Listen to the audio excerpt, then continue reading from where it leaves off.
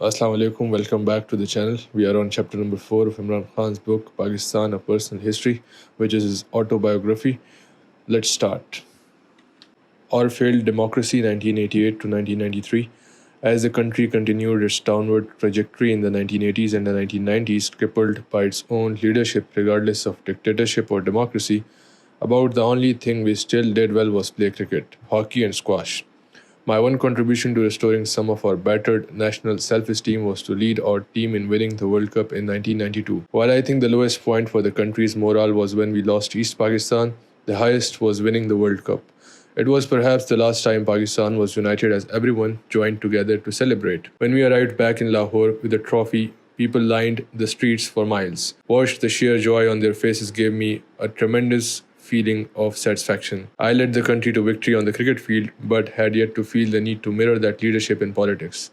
In July 1988, while I was playing for Sussex and living in London, I got an unusual call from Pakistan. It was my friend Ashraf Nawabi, who was close to Zia. He asked if I would become a minister in General's cabinet. Zia had just dismissed the elected government of Muhammad Khan Junejo, who was probably the most decent prime minister Pakistan had ever had. Junejo was from Sindh province and Zia had assumed that he would be very pliable and docile. But Junejo made the mistake of trying to assert himself, including on the issue of Zia's refusal to sign the Geneva Accords that would end the Soviet war in Afghanistan. He was also tried to introduce an austerity campaign. Unlike many of Pakistan's rulers who seemed to want to live in the grandeur of Mughal emperors, Junejo led by example, driving a Pakistani-made Suzuki in an attempt to encourage cabinet ministers and the military to ditch their luxury imported cars. Nawabi's offer took me completely by surprise. I declined it politely, saying that I was not qualified for the job. A day later, Dr. Anwarul Haq, Zia's younger son, called me up and urged me to join the government for the sake of the country. He said his father was sick of corrupt politicians who were only in politics to further their personal interests. People of integrity like me were needed in the cabinet, he said. This seemed rather ironic given that Zia had done so much damage to democracy and rule of law in Pakistan, particularly with his non-party based elections. I was flattered but again declined. Shortly after the phone call, Zia died, killed along with the top ranks of his army and the serving American ambassador of Pakistan in a mysterious plane crash. I was in the south of France on holiday when I heard. It was quite a shock, almost as much as with Bhutto. The cause of the accident remains a mystery, but there are plenty of conspiracy theories. In Pakistan, there was a suspicion that CIA had a hand in it, that Zia was bumped off the moment he moved away from Washington's script and no longer served its purpose. After his death, there was the same feeling as years later after Musharraf left. Euphoria that we would be free again from dictatorship, corruption, and media suppression to resume our journey towards true democracy. The election 3 months later of Zulfikar Ali Bhutto's daughter Benazir as Prime Minister, the first open election in a decade, ushered in a new period. Like all Pakistanis, I had great expectations of her. With her understanding of Western democratic societies and her education at Oxford and Harvard, she was ideally placed to bring in a new era for our country. She was well off and didn't need the money that came with power, or so we thought. She had everything going for her. She was popular in Pakistan and one of the best-known Muslim faces in the West. In fact, the Western media was totally enamored of her.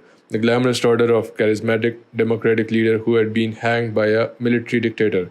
And to top it all, the first female prime minister of a Muslim state. In front of the Western media, Benazir played the role of being the exotic daughter of the East to perfection.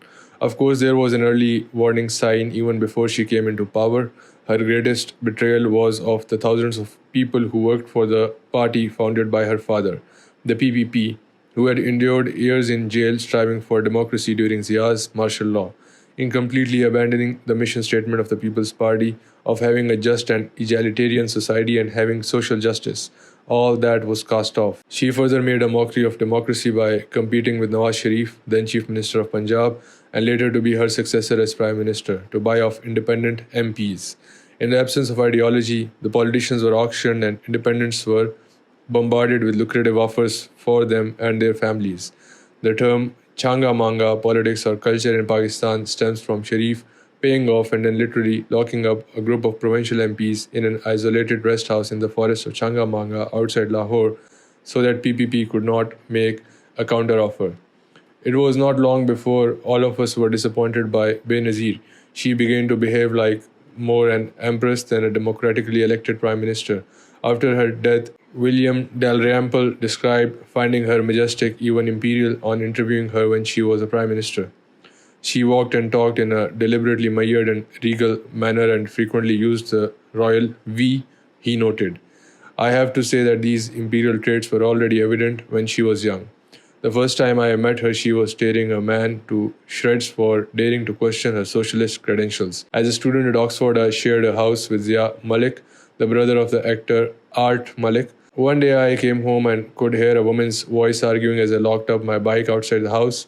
Zia had invited some of other Pakistanis at Oxford round to meet Benazir. However, he had managed to enrage the guest of honor by complaining that effective land reforms had not been implemented in Sindh. It was obviously a sensitive topic for Benazir, as her father had made a token attempt to undermine the power of feudal landlords with some limited land reform in 1972. I tried to calm Benazir down, and after that initial meeting, we became good friends. She had a reputation for being polite to the English and imperious with fellow Pakistanis. I remember seeing her at a reception in 1974 held by the Pakistani embassy in Netherlands in honor of the visiting Pakistan cricket team. Aged only about 20, she was ordering the ambassador around as if he was her personal servant. To the bemusement of me and the rest of the team, the poor man was scurrying around, moving chairs and tables for her. It was also quite obvious that Benazir was ambitious from a young age. She stayed on at Oxford for an extra year after I left, and I always presumed it was because she was so determined to become president of the Oxford Union. Benazir's problem, though, was that her first ever job was being prime minister. And she only became prime minister because she was her father's daughter, just as her son Bilawal became chairman of the PPP at the age of 19 because he is his mother's son. Benazir had struggled, spending 6 months in jail and several years in and out of house arrest, but she had not had to fight her way to the top of her party, nor spend years in the political front line, fighting her party's cause.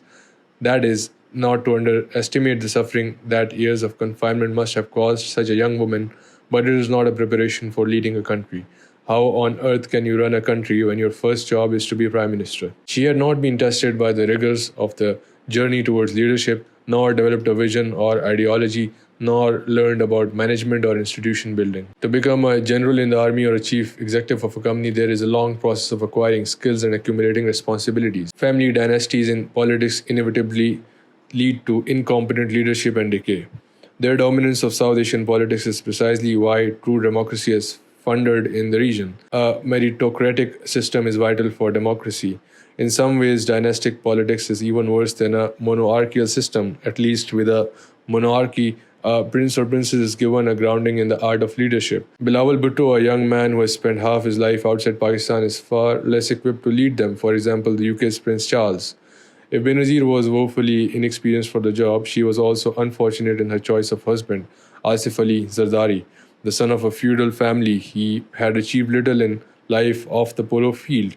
In her defense, Benazir's position did not make it easy for her to find a decent husband. By the time she came to marry at the age of 34, she was already considered old by the Pakistani bride standards. Besides, her family was hounded by the Zia regime, so people were terrified of associating with them. It is very dangerous to be on the wrong side of politics in Pakistan. It was therefore difficult for her to meet normal people.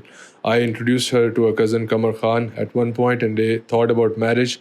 But then Al-Zulfikar, the organization set up by her brothers to avenge their father's execution, hijacked a Pakistani International Airlines flight in 1981, and she was thrown back in jail. By the time she emerged, Qamar Khan had married a wife chosen by his family. So she ended up with Zardari, whom she loved so much that she gave him free rein to use his position to amass as much power and money as possible. He treated Pakistan as his personal state and considered it his feudal right to abuse power and take commissions on government contracts. With estates in France and though now sold in Surrey, it was clear that that was where the money was going. Soon he was known as Mr. 10%, although from my one and only meeting with him, I can say his price was double that. The construction of the hospital, about which more later, gave me an insight into the way he worked. In 1989, I went to Benazir's home, Bilawal House in Karachi, to ask for assistance in raising funds for the hospital. Since I was trying to help compensate for the lack of social services provided by the government, I thought I would get help in kickstarting the project. She was busy, so we were given an audience with Zardari. Since I had been friendly with Benazir at Oxford, I expected a sympathetic hearing. He was charming and extremely flattering towards me. and instead spent most of the time talking to my friend Tariq Shafi. Tariq comes from one of the Pakistan's most powerful textile industrialist families, and Zardari asked him to set up a couple of factories in Sindh, PPP's stronghold, saying he needed to provide some employment in the province. He suggested that if 20% of the shares in the business were given to him, he would remove all the bureaucratic hurdles and help obtain loans from the nationalized banks. Needless to say, no help on the hospital was ever forthcoming, either from Benazir or her husband. So imagine my surprise 5 years later when a week before the opening of the hospital, I had an unexperienced visit from an old friend called Naved Malik, whom I had not seen for years. Bhutto was at that point in her second term of office after being dismissed in 1990 on charges of corruption and incompetence, and then voted in again in 1993. Naved brought a message from her and Zardari saying that they wanted to honor our hospital by cutting the ribbon. Although the hospital had already started operating on a small scale, we had set the official opening date for 29th December 1994 and had decided that the ribbon would be cut by our first cancer patient, a 10-year-old girl from a poor family called Sumaira Yusuf. Ordinarily, it would be very flattering for any institution to have the Prime Minister opening it, but of course I refused. I was later to learn the cost of snubbing the royal couple's request. Benazir had become quite unpopular because of corruption scandals surrounding her husband and had presumably wanted to cash in on the euphoria in the country surrounding the opening of the hospital. Beside my recent 6-week campaign around Pakistan to raise money for the project that had been seen by her and Zardari as politically threatening, the trip had in fact been a little like an election campaign, with thousands of ordinary Pakistanis turning out on the streets to give me money. Some of them asked me to come into politics as they had made their donations, and for the first time, the media started talking about my entering the political fray. In between Benazir's 2 terms in offices, Nawaz Sharif had come into power. After the 2 years of her and Zardari, people thought he could only be an improvement. However, rather than building up the country, he expanded his own industrial empire. It grew at a phenomenal rate under the government patronage, a staggering 4,000% from 1985 to 1992. He was just as corrupt as Benazir and Zardari. He simply went about in a different way. He perfected the art of buying politicians. When I first met Sharif in the late 1970s at a cricket club, he seemed like a regular guy with little drive or ambition, more interested in cricket than politics. I think his real dream would have been to be the captain of the Pakistan cricket team. He just loved the glamour of the sport. An incident happened in autumn 1987 which illustrates Sharif's mindset. Just before the World Cup in October 1987, when I was captaining Pakistan, we played a warm-up match against the West Indies at the Qaddafi Stadium in Lahore. Moments before the match, the secretary of the cricket board, Shahid Rafi, informed me that the Chief Minister of Punjab, Nawaz Sharif, was going to captain the team that day. I was taken aback, but then assumed that he would have a non-playing role and wanted to watch the match from the dressing room. Therefore, I was shocked to see him walk out to the toss to coin with Viv Richards, the West Indian captain, dressed in his cricket whites. But there was a bigger shock to come. He won the toss and returned to the dressing room and started putting on his pads. None of the team could believe what we were seeing. He was going to open the innings with Mudassar Nazar against the West Indies, one of the greatest fast bowling attacks in cricket history. Nazar wore batting pads, a thigh pad, chest pad, an arm guard, a helmet, and reinforced batting gloves, while Sharif simply had his batting pads, a floppy hat, and a smile. For those who are not conversant with cricket history, it is important to know that this was a fast bowling attack not seen before or since in the cricketing world. Such was the West Indies' blistering pace, with 4 bowlers bowling over 90 miles per hour. It was a sort of attack that had destroyed the careers of many talented batsmen, international batsmen, professional cricketers who would have sleepless nights when they were due to face the West Indies. And here was Nawaz Sharif, who had no experience of playing at this level of cricket, walking out unprotected to face the deadly attack. Clearly, he would not have the reflexes to defend himself, and a short ball was aimed to his body, so there was a risk of a serious injury. I quickly inquired if there was an ambulance ready, as he watched the first ball by a 6 feet 6 inch West Indian bowler hit the wicketkeeper's glove. Even before Sharif could lift his bat, the team sighed with relief that it wasn't straight. Mercifully for Sharif, the second ball was straight at the stumps, and before he could move, his stumps lay shattered. For those who don't understand cricket, Sharif was trying to the equivalent in academic terms of a child, having just finished primary school, attempting to write a PhD thesis. When I was a schoolboy, I indulged in a daydream that I would be at a test match. The team would discover they were a player short. I would put up my hand and be brought on to suddenly become a hero. This seemed to be Sharif's dream true, as if he could pass the whole process of working your way the ladder and become a hero. It was only when I started growing up as a teenager that I learned there are no shortcuts to achieving big dreams. There is a whole struggle to a person that has to go through to reach the top in any profession. Here we are talking about the chief minister of the biggest province of Pakistan having such fantasies. Sharif had been forced into politics by his father, who wanted to protect his business interest. Sharif had a similar handicap to Benazir in that he was given power without ever having earned it that way, through his complete loyalty and subservience to Zia rather than experience. He proceeded quickly through the ranks of the Punjab government, progressing from finance minister to chief minister in 1985. Military dictators always look for pliable politicians, and he fitted the bill perfectly. Sharif appeared to view public office not as a responsibility but as a means to get rich. And once he became prime minister in 1990, many of the family assets were acquired through loans from nationalized banks that have never been paid off. Pakistani press too soon started to print allegations that senior politicians were trying to bully banks into giving them multi-million-dollar loans. Under Sharif's government, the culture of lifafa journalism also sprang up. A lifafa is a packet or bribe. Journalists were bought off with cash, while politicians were bribed with plots of government-owned lands. Sharif, like Zardari, is rumored to be one of the richest men in Pakistan. He was dismissed amid charges of corruption after 3 years, only to be replaced by Bhutto in her second term. He returned to power for his second term in 1997 after Bhutto was again forced to step down. The merry-go-round of corrupt government was as dizzying to the public as to the politicians themselves. Zardari's political life is an indication of how Pakistan's political system worked. When Benazir's government was dismissed in 1990, he went straight from PM's house to jail. When she came back into power in 1993, he went straight from jail to the Prime Minister's house. And in 1996, he went from there back to the jail. The moment he came back into power, all charges were dropped. Our justice system could only act against those out of power. In power, the justice system became part of the executive. Every time Benazir or Sharif came back, one hoped that maybe they might have had learned something in opposition or in exile. But to no avail. Like most people, I watched the descent of our country into corruption and lawlessness with dismay. It was in the 1990s that Pakistanis really started to lose hope in the country, and there was a great brain drain as the country plunged into semi-anarchy. More or less every institution was destroyed. Corruption permeated down from the Prime Minister to government ministers to members of the parliament, the bureaucracy, the judiciary and the police into every stratum of society. When the Punjab Inspector General of Police Abbas Khan was asked by the Lahore High Court in the 1990s why the city's police was so corrupt, he reported that 25,000 policemen had not been recruited on merit, and among them were known criminals. He blamed the situation on Nawaz Sharif's Punjab government. In Sindh, the PPP and the MQM, Muttahida Qawmi Movement, the United National Movements, governments had done exactly the same, filling the police up with their party cadres, even though some of them had a criminal past. The destruction of our police system was done at the cost of law and order in Pakistan, and it was deliberate. Because the police typically play a major role in manipulating the elections and intimidating the opposition, the whole moral fabric of the country began to fall apart. In 1996, Transparency International, an NGO that rates political corruption in an annual index, rated Pakistan to be the second most corrupt country out of 58. The economy fared no better. Unemployment coupled with inflation, due mainly to indirect taxes, forced people to turn to crime. The drug mafia boomed.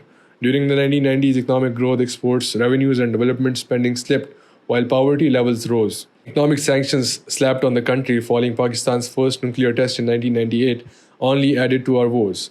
What pained me in particular was the environmental and cultural destruction. For me, the beauty of Pakistan was never in our cities, it was in the mountains and the wilderness. In the UK, the environmental movement had got in full swing by 1980s, while in Pakistan we were destroying everything worth preserving without any concern for future generations. I could not bear watching our forests decimated, our rivers polluted, historical monuments destroyed, and above all, our wildlife disappearing. Our tree cover suffered more under democratic governments because members of the timber mafia would fight elections with money made from cutting forest. One of the most powerful and ruthless organizations within Pakistan, the timber mafia, engages in illegal logging, estimated to be worth billions of rupees each year, wrote the British newspaper The Guardian. In the summer of 1993, I was driving along the Karakoram highway and saw timber, the remains of conifers hundreds of years old, lying on either side of the road for around 50 miles. I was so upset about it, I wrote an open letter to the caretaker Prime Minister at that time, Moin Qureshi, who had taken over after Nawaz Sharif resigned from his first term in office as Prime Minister. He did take measures to crack down on illegal logging, but they didn't last long. The problem is that Pakistan hasn't changed the law since the days of the British. The fine is a few hundred rupees. Pakistan is one of the lowest percentages of forest cover in the world, 2.5% according to a 2009 study by the UN's Food and Agriculture Organization. The deforestation rate stands at 2.1% a year, the highest in Asia. already limited by an arid or semi-arid climate. In parts of the country, our forestry has been further decimated by large-scale deforestation and degradation. Not surprisingly, floods are now a problem in many areas as a result. Successive governments have allowed Pakistan to squander both its forest and its water supplies as a growing population competes for dwindling resources.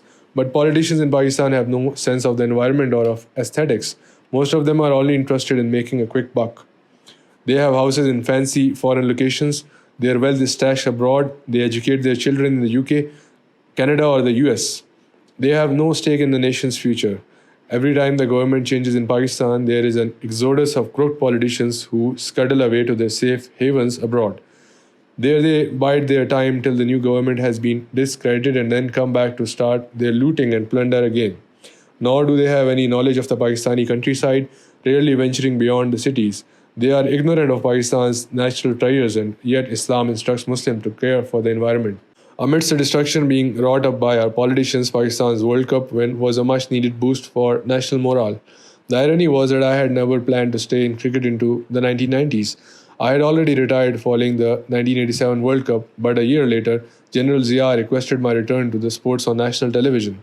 At a dinner organized for the team, he took me into another room and warned me about what he was going to do. "Don't humiliate me by saying no," he said. "I am going to ask you to come back for the sake of your country." Touched by the appeal to my sense of patriotism, I, of course, had to say yes. The other reason for my return, though, was that I still had an unfulfilled longing to have a little bash at the West Indies. This was one of my great cricketing ambitions. Along with winning the World Cup and beating England and India on their home turf, I wanted to leave on a high, and the chance to have another crack at the West Indies came up because Australia cancelled their tour of the West Indies in 1998 and Pakistan was invited instead. The main aim while playing them was to lose with dignity. Winning was not even considered an option, such was the destructive power of the West Indies juggernaut. But we were the first team in 15 years to play them on their home turf with home umpires and come back with honours, getting the better of a 1-all draw. But by the following year, however, I began to cut down on my cricket commitments and seriously concentrate on the hospital project. Then in 1990, Pakistan toured Australia, and it was now that I noticed that running around for the hospital and not playing any first-class cricket had taken its toll on my game. I could not perform at the level that was expected of me, especially as a bowler. Yet if I flopped, it would have disastrous consequences for my recently begun fundraising campaign. The problem was compounded by the weak team I was leading. A couple of top players had retired and the new ones were not up to the mark. Although we lost the series, I personally had a successful tour and went on to win Cricketer of the Year in Australia as a batsman. I learned a lot as the leader of the team. Cricket is the only sport where you need leadership on the pitch. No other sport gives so much of a role to the captain as in cricket. In all other sports, it is the coach who is crucial. A leader on the cricket field can raise the performance of an ordinary team, whereas a poor captain can prevent a talented team from fulfilling its potential. A cricket captain, to be leader, has to lead by example. He has to show courage if he wants his team to fight. He has to be selfless if he wants his players to play for the team. He has to have integrity if he wants to command the respect of the team. Above all, in times of crisis, he must have the ability to take the pressure. That's when a team needs the leader the most. People come under pressure when they fear failure, but it is all in the mind. Striding out to the crease when you can be out the first ball, especially when your team is in deep trouble. If you allow yourself to feel fear, you will freeze. The fear of failure clogs the mind with negative thoughts. Even before I walked out, I would be prepared for a crisis, so I would not be taken by surprise. I concentrated only on how I was going to build my innings. I would block out any thought of failure. I knew that someone who was afraid would find their hands tensing up, so I would relax my hands, keep my focus on how to organize my innings, and consciously ignore any hint of fear. When as a bowler I was at my fastest, I would watch the body language of an incoming batsman, especially the eyes, as they would reveal the traces of fear. Very rarely did they not succumb. From the middle of my career, I became an expert at dealing with pressure. When I became captain, the great players had left and I had to lead a very inexperienced team before entering a match. I knew that if I did not perform, the team would not win.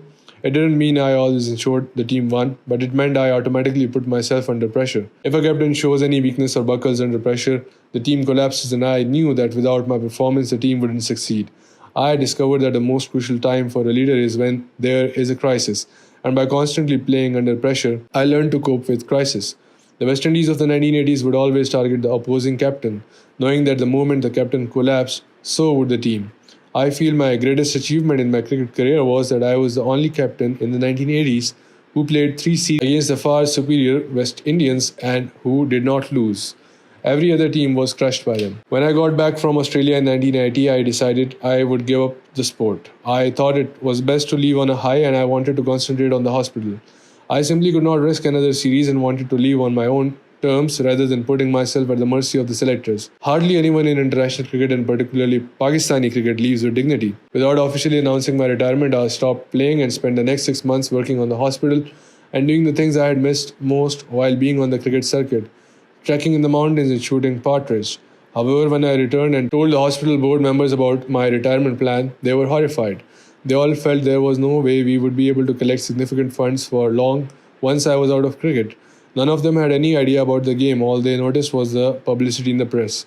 I knew nothing would give more pleasure to the cricket-mad Pakistani nation than winning in the 1992 World Cup held in Australia, which was at that point more than 2 years away. I also realized that in order to collect the vast sums of money required by the hospital, my only chance lay in doing something dramatic like winning the cricket's most high-profile tournament. So I started preparing a year in advance, meticulously planning the team I would need to execute my strategy. Knowing that it would be the last time I would play international cricket, I put everything into getting as fit as I could despite being 39 and way past my physical prime. Since I knew that hospital's future depended upon a World Cup win, before leaving for Australia, I told the hospital marketing team to prepare a strategy for fund collection in case we came home with the trophy. This was my 5th World Cup and my 3rd as a captain. It was the only time I told the press that we would return victorious. Unfortunately, my plans started going wrong the moment we landed in Australia. Our star one-day batsman Saeed Anwar and our fast bowler Waqar Yunus, both key players in one-day, and my strategy, both match winners, got injured and were ruled out. A good team is lucky to have 4 match winners.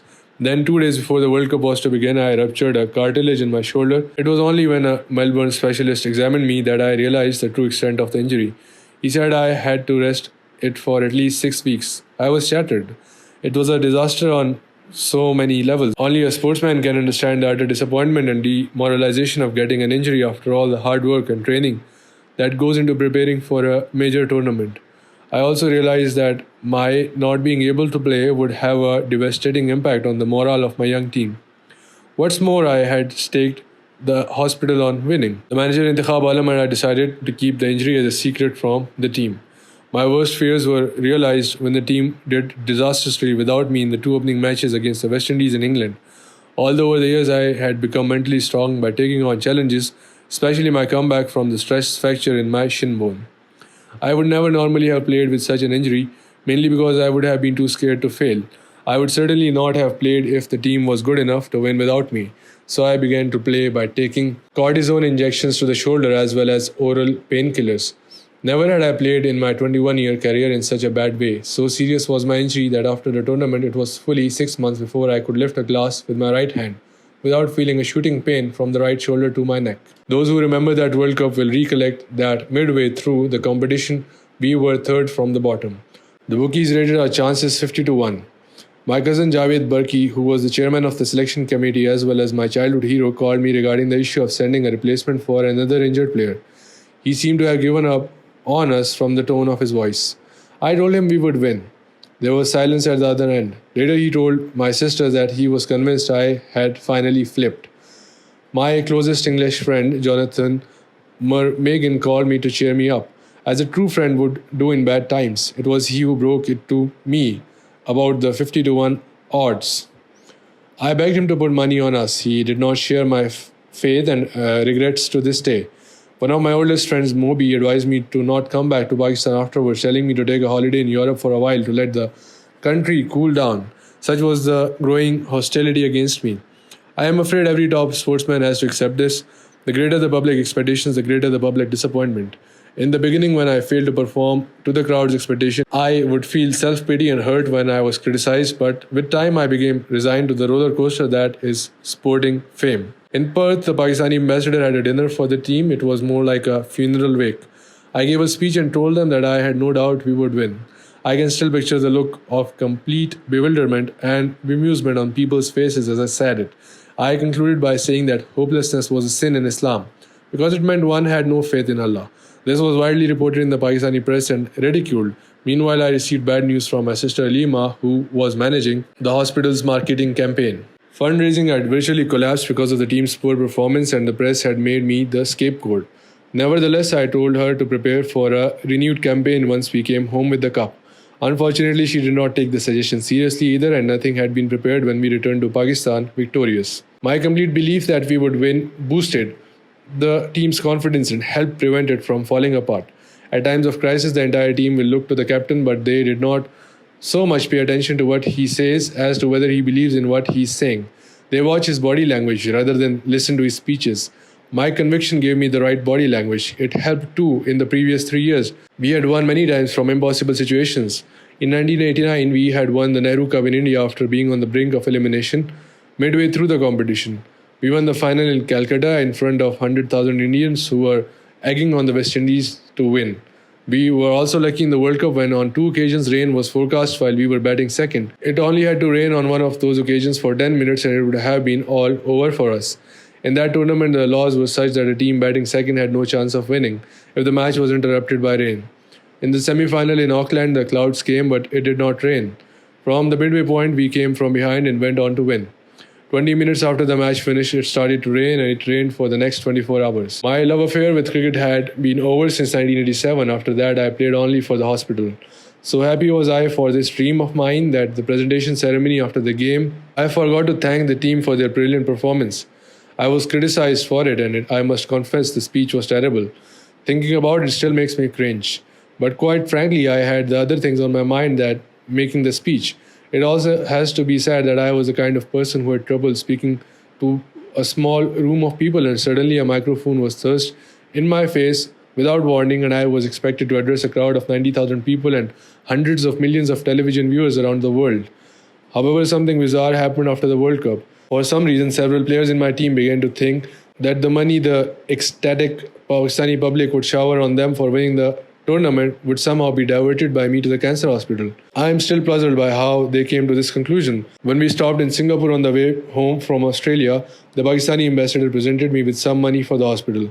I guess that might have sparked off this idea, and that the team might have thought this money should go to them.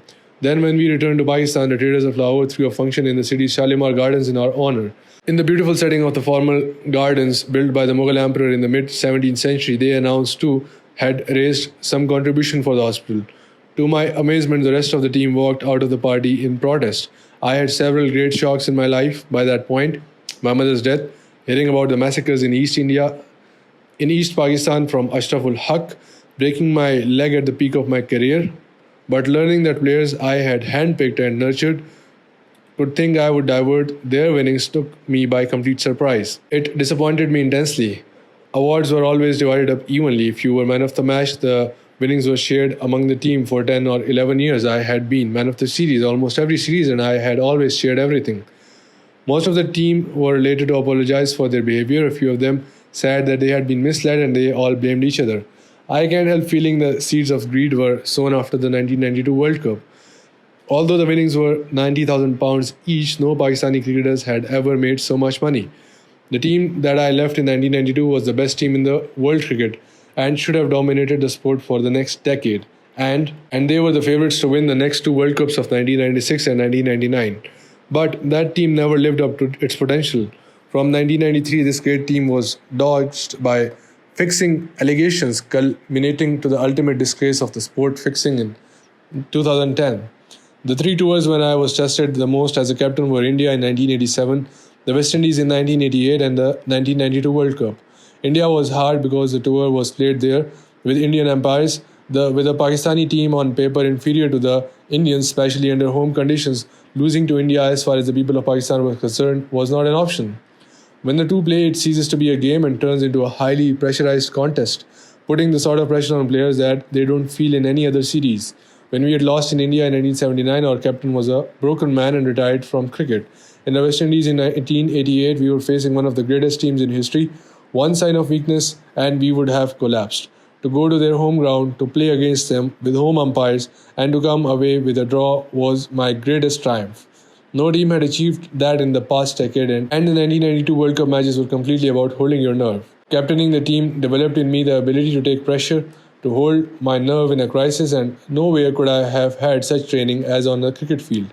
It was to prove immensely valuable to me later in life. It was the same when I set up the political party or took on building the cancer hospital.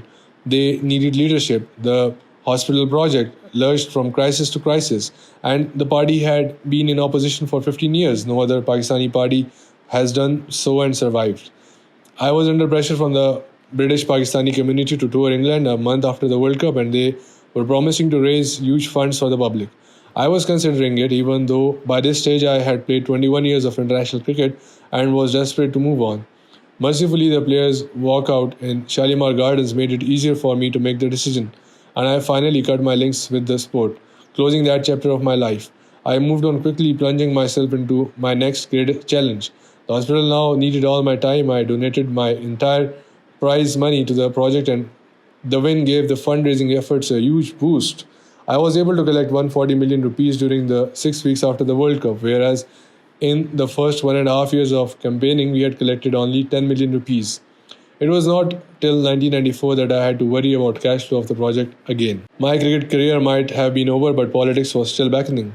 In the summer of 1993, I was asked to be a cabinet minister in the caretaker government of Moin Qureshi that had been formed following the dismissal of Nawaz Sharif government by President Ghulam Ishaq Khan. Qureshi himself called me. Again, I declined. However, by now I was thinking about how I could make some kind of political contribution. At this point, most Pakistanis were pretty concerned at the rapid downward slide of the country caused by avarice and sheer incompetence of our politicians.